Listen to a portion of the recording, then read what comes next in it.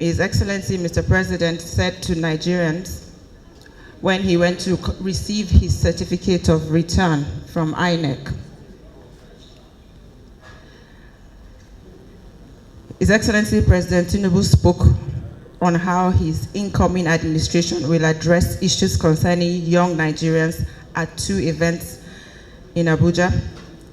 And he said, "Now to you, the young people of this country, I hear you loud and clear." Well, the mandate of the Federal Ministry of Youth Development is a testament to Mr. President's commitment to that statement. Responsibility is for policy formulation and development and implementation and monitoring, evaluation of programs on youth development towards wealth creation, youth empowerment, well-being, and achieving overall excellence, national unity, and sustainable development. Well, the Federal Ministry of Youth Development's mandate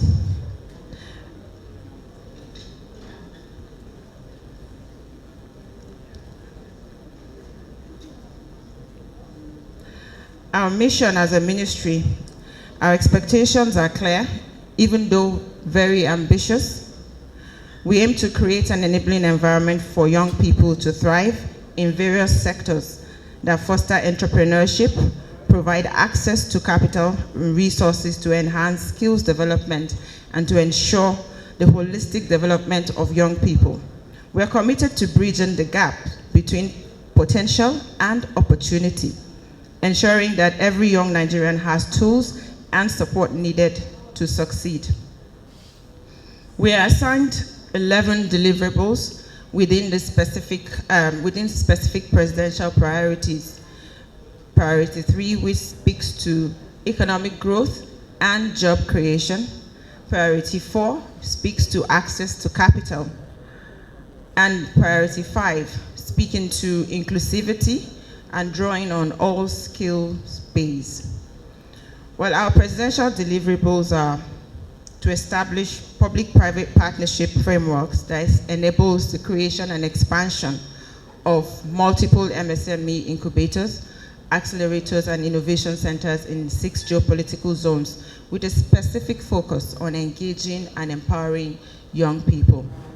We also have assigned deliverables to catalyze entrepreneurship endeavors with youth at the core of job creation and economic development.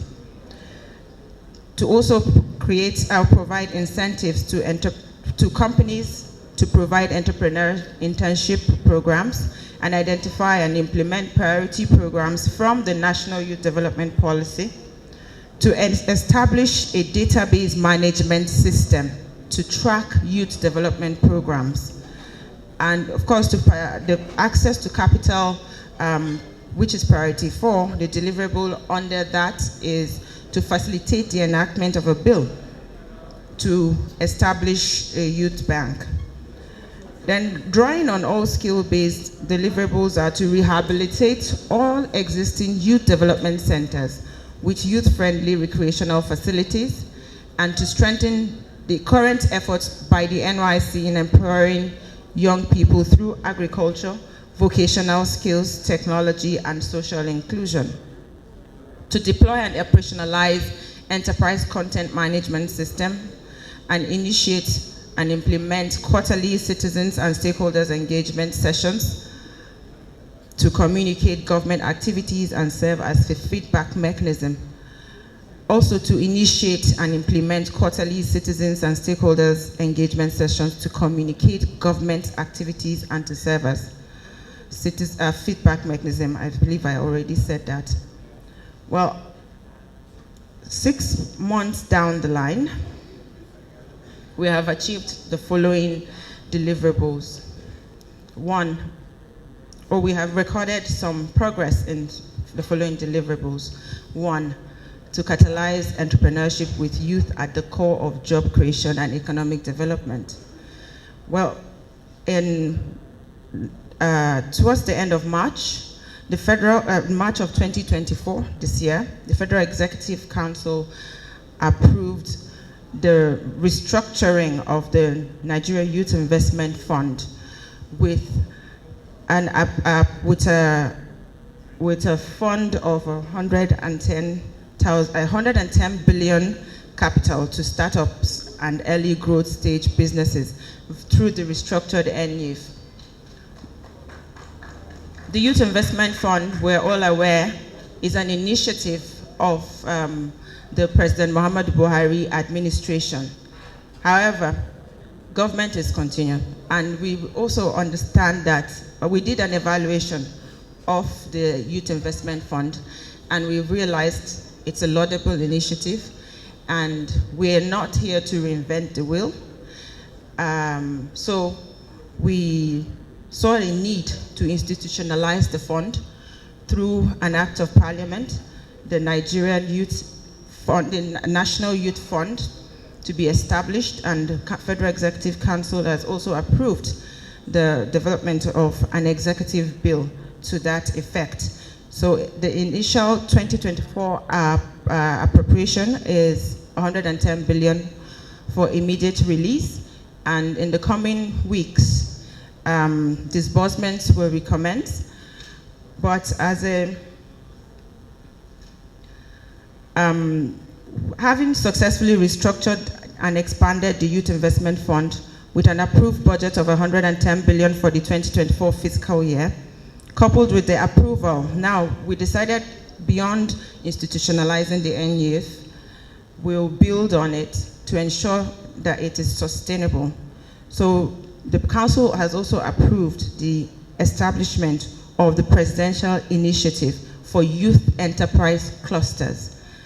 Reason being that the cluster initiative has proven to be successful when you're empowering people and with high impact, and then it also has proven to translate to easier recovery of these funds that were disbursed. Well, we're on track for maximum impact with the Youth Investment Fund this year. And there's also the Presidential Initiative for the Establishment of Youth Enterprise Clusters. We have identified the first 6 clusters to be started this year, which we will activate in the coming weeks. And these clusters will empower 50,000 entrepreneurs, creating up to 500,000 direct jobs and over 2 million indirect engagements for young Nigerians. The second deliverable is the Youth Development Bank. In partnership with the Bank of Industry, we're setting up a next generation bank next-gen bank to nurture young entrepreneurs with loans and business support to bridge, the gaps of access to capital for young people.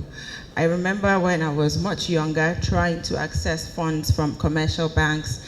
They asked me to bring my grandmother, my grandfather, and all those, funny requirements. So the purpose of establishing this bank, which was a campaign promise of His Excellency President Bola Ahmed Tinubu, is to bridge those gaps in access to funds. Well, this bank is a specialized financial institution which aims to support youth-led initiatives in strategic sectors, providing vital financial services with an initial government investment of 5 billion naira, matched by contributions from the Bank of Industry and private sector partners. So the third is, I already mentioned the third deliverable, the enterprise clusters, which has been approved. So the second deliverable is to strengthen NYSC to empower young people in agriculture, vocational skills, technology, and social inclusion. So the NYSC reforms are commenced, which is robust, and it includes skills building to better position the NYSC. So a committee has been established to drive comprehensive reforms within the National Youth Service Corps, focusing on skills development, entrepreneurship. This reform will transform the NYSC into a more impactful and economically beneficial program for our young graduates. And the skills development program. The National Youth Skills Program we have initiated to train 300,000 NYSC core members and 700,000 young people outside the NYSC scheme, because we have young people in the informal sector, we have the high-risk young people who are neither educated nor skilled. And if we address the challenges of this proportion of the youth demography, we'll be going a long way to address challenges that our country is faced with today, such as insecurity. So this will serve as the administration's non-kinetic approach to solving insecurity challenges.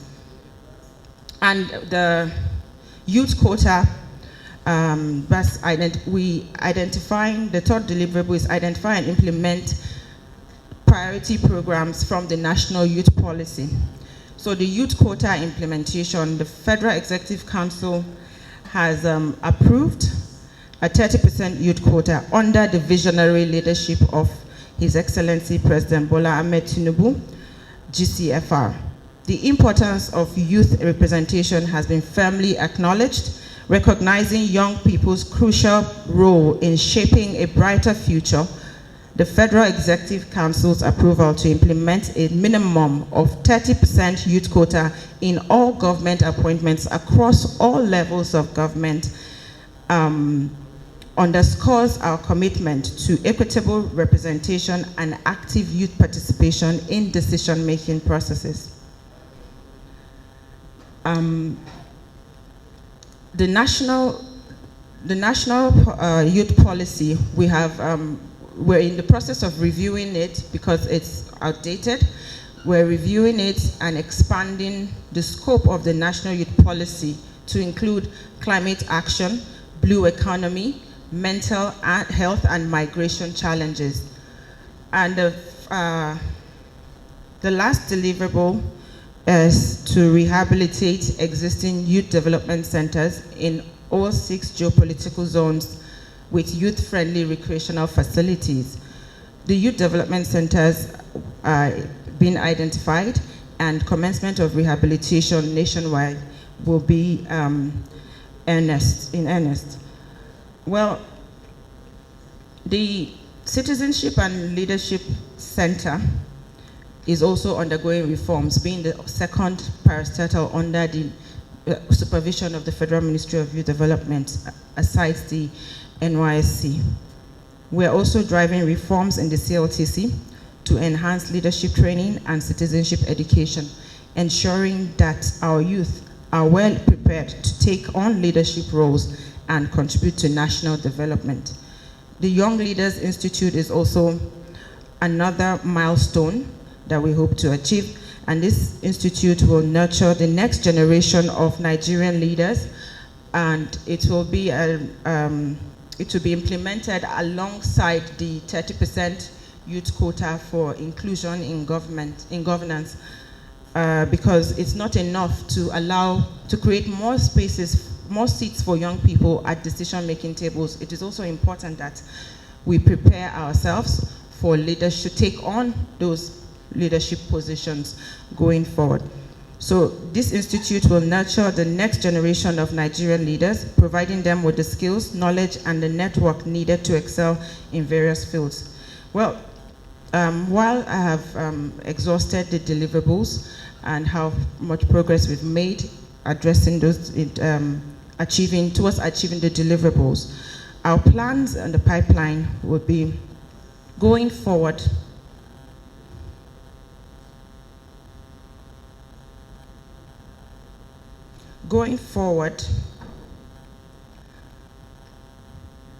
Looking ahead, our plans are ambitious, like I said earlier, yet achievable.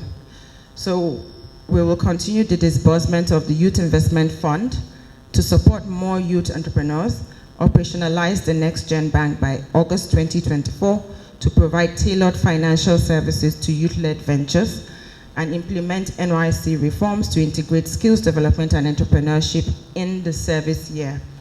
to scale up the National Youth Skills Program to train more young Nigerians across all geopolitical zones, taking the levels of proficiency into consideration, to provide further reforms in the CLTC. And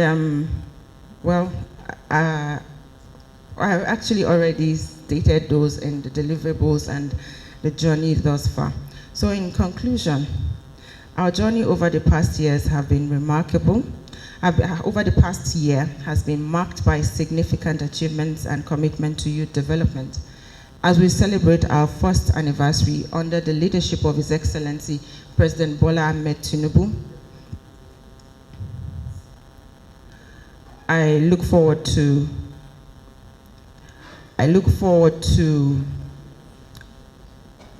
reaffirm our dedication to empowering Nigerian youth, fostering economic growth, and wielding a more prosperous and inclusive nation.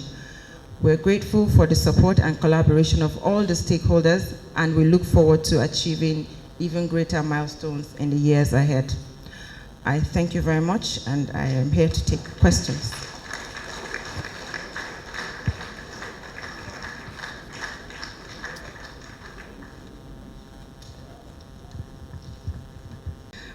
The question from Madam Princess, I believe. Yes, thank you very much for that question. The 110 billion naira that was approved for the 2024 fiscal year of the Nigeria Youth Investment Fund, the restructured Nigeria Youth Investment Fund. Well, how do young people key in? Well, the first phase is, like I said in my presentation earlier, that we reviewed the fund and we ascertained that the most practical way and the most impactful way to disburse the fund is first to cluster young people with the purpose of developing enterprise in priority sectors such as the blue economy, green economy, the creative sector, the digital economy, space, agriculture. So these are priority sectors of the economy, and of course the extractive, like the mining sector as well. So it's only when we cluster young people that we can leverage on economics of scale and also leverage on commodities of comparative advantage. That way, government investments will translate to greater impact. If we have, for instance, 5,000 young people clustered in a particular location. And this also speaks to how the grassroots can also be impacted by this initiative. A lot of our grassroots have vast land for agricultural initiatives, for agricultural practices rather. And at this grassroots, if we engage a number of young people, say 5,000 to 10,000 young people, lay the necessary infrastructure for them to start to cultivate, add value, there will be jobs created across value chains of commodities of comparative advantage or competitive advantage for all geopolitical zones. And this will also go a long way to curb rural-urban migration. Like we said earlier, that a lot of people want to migrate from the rural areas to come to the cities, and they come to the cities and they might not even find jobs. So we are settled with the responsibility of developing and promoting enterprise for young people, to be a catalyst while you're making young people at the core, the catalyst of economic development. So this will be driven to the grassroots. This goes a long way to respond to the two questions. On that note, I hope I have done justice to your question, madams. Thank you very much.